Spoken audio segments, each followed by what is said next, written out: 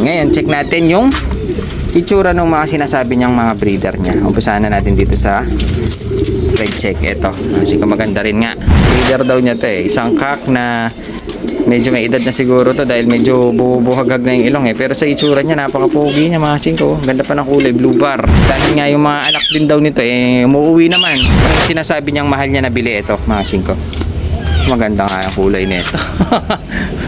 Ang pogi din mga singko. Kumbaga sa sa itsura eh, artistahin tong mga to. Yan! Ngayong araw na to eh, medyo malulam. Ayun medyo malulam. Parang uulan na mga singko. Pero bago yan, eh, tignan natin yung mga dinala ng tropa. Meron kasi nadala dito mga singko.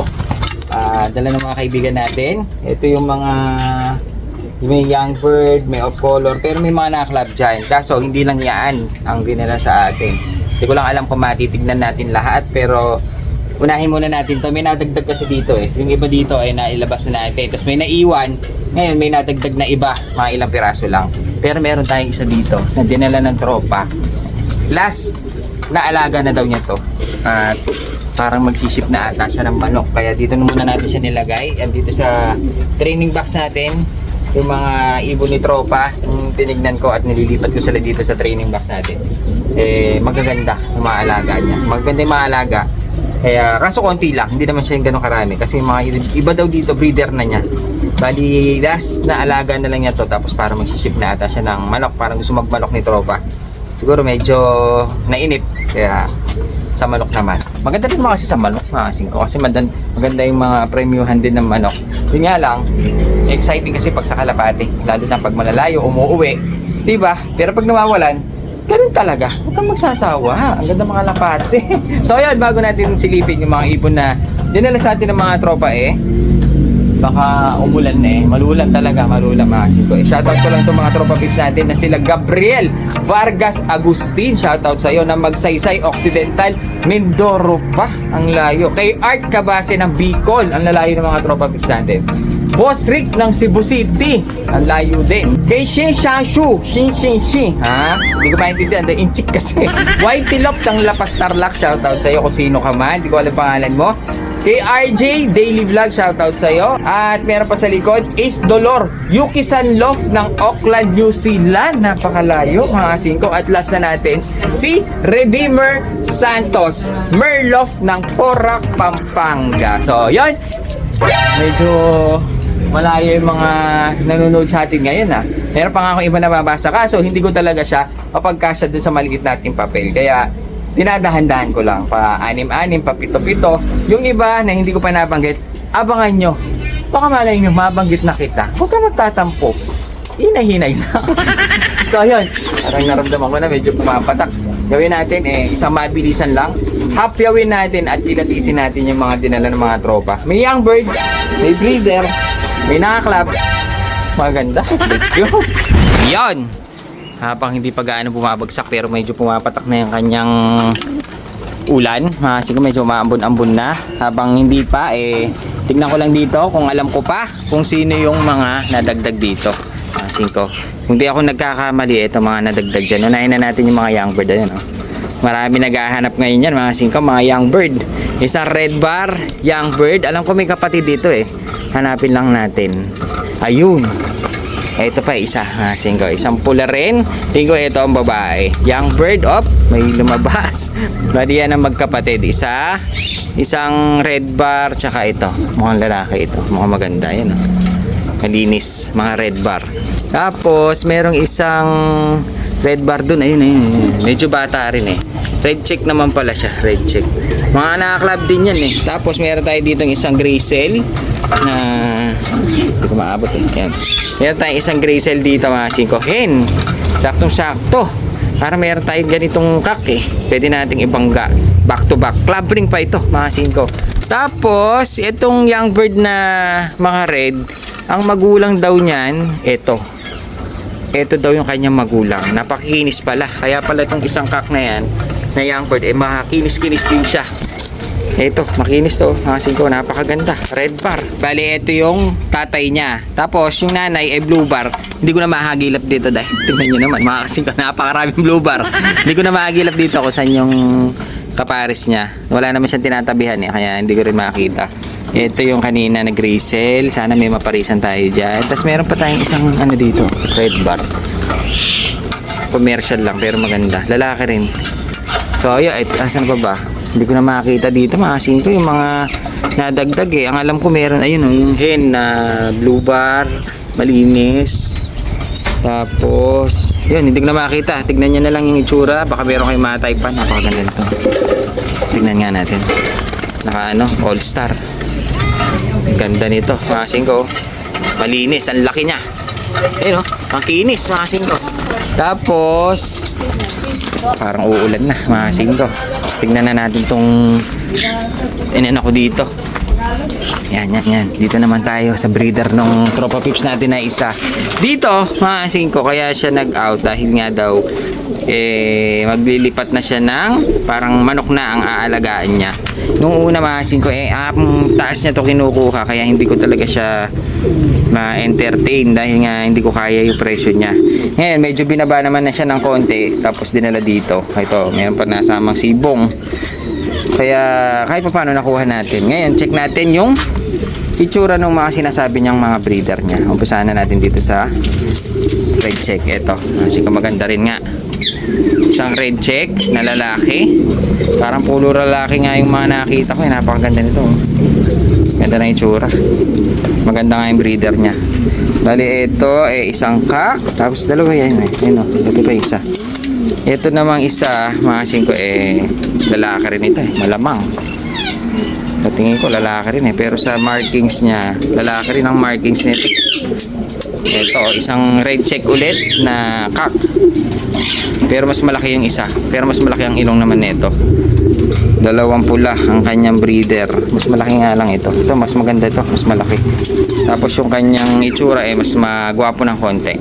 Mas malaki lang yung ilong nung isa. Pero para sa akin mas maganda to. Tapos meron ako nakita mga classic check nga natin. Ito isang hen, mga singko, isang babae na breeder daw niya ata. Ito bata pa pero parang breeder na, baby face lang. Baby face parang sa akin. Tapos check natin to. Meron ako nakita dito ng isang puro lalaki nga, pero ang ganda. Grabe, ang ganda nito. Pencil ito ayun, parang pencil pero hindi nagtuloy. Pencil na hindi nagtuloy.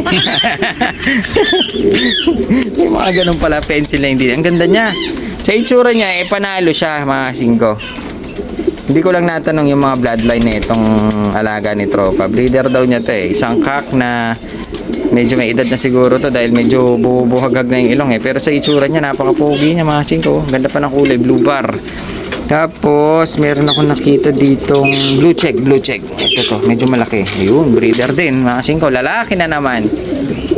Tingin ko si tropa pips natin magaganda yung alaga niya sa mukha. Ayan Tsaka bonus na lang dahil nga yung mga anak din daw nito umuwi naman. Talagang, yun nga lang, hindi pinapalad siguro sa dulo o nakakat pero umuwi daw.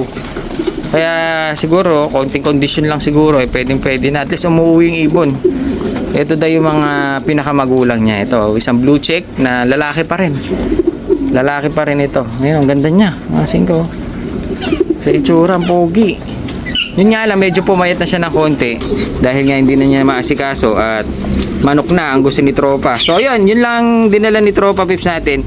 Ang hiuli na lang natin yung sinasabi niyang mahal niya na bili. Ito, mga singko. Maganda nga ang kulay nito. Ang pogi din, mga singko. Isang kak na blue bar white flight na may pagka parang Jansen Relax ang datingan nito. Mahal daw niya to nabili kaya ito ang nagpataas ng presyo dyan, mga singko. Kasi nung una napakataas niyang sinend niya sa akin yung picture nito napakataas. Buti na lang medyo nakuha rin natin na kahit pa paano mababa siya ng konti. Ayun isang kak, puro lalaki ang dinala ni tropa, pero makita niyo naman yung itsura puro magaganda naman, puro pogi. Kumbaga sa sa itsura artistahin tong mga to. Ayun ang popogi, pang model, mga singko. Ayun, Blue bar, white flight na may pagka-Johnson Relax. Pero ang ganda talaga. Ang ganda talagang tinitingnan mga singko pag medyo nahahaluan na konting puti. Huwag lang yung sumobrang puti. Pag mas malamang ang puti kasi pumapangit eh. Pero pag ganito, blue bar, may halong konting puti eh, mas lalong gumaganda. Sa off color, napakaganda nito. Sa itsura, napakaganda. Siyempre yung bloodline daw niya, maganda. Yun nga lang, hindi natin alam. Pag tinanong natin eh, baka ibenta na ng mahal. Ayan na. So ayan, bali ito lang yung mga dala ni Tropa Pips natin. At gagawin natin eh, hanapan. Paano natin siya hahanapan ng mga pwesto doon? Eh, puro lalaki ito. Mag-aaway ito mga to. Tingnan nyo naman, puro barakudo itsura. Oh. Puro astigi ng mga itsura ng mga dinala ni Tropa. Bahala na kung saan natin siya paglalagay. Kasi wala natin mapaparisan eh. Puro lalaki. Isang silip na lang. Isang silip na lang. Ang ganda talaga. Update natin yung laman dito. Dahil medyo nag-ayos tayo, naglabas tayo ng mga ibon. Nandito pa yung ating black and white. Pinag-pair ko na sila. At ang maganda dyan, Paris na sila. Black and white, parehas silang club ring. Ayan, oh. Ganda. Batman ang tawag nila dyan. Tapos dito meron tayong isang pair ng classic at pop color. Paris na rin yan mga singko. Tapos naglabas ito, nandito pa to yung nestmate natin na red tiger. Medyo naglulugon na siya mga singko. Yan o, ganda nila. Isang pair red tiger yan na young bird. Tapos naglabas na tayo dito ng medyo mumurahin. Medyo mumurahin lang. Blue bar, blue check. Tapos young bird. Meron tayong young bird pa dito na black.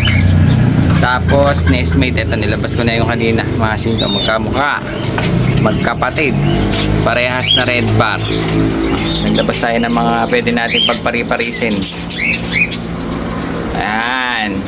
Red bar, blue bar. Tapos meron tayong young bird. Tapos may bumibili pa si Pogi.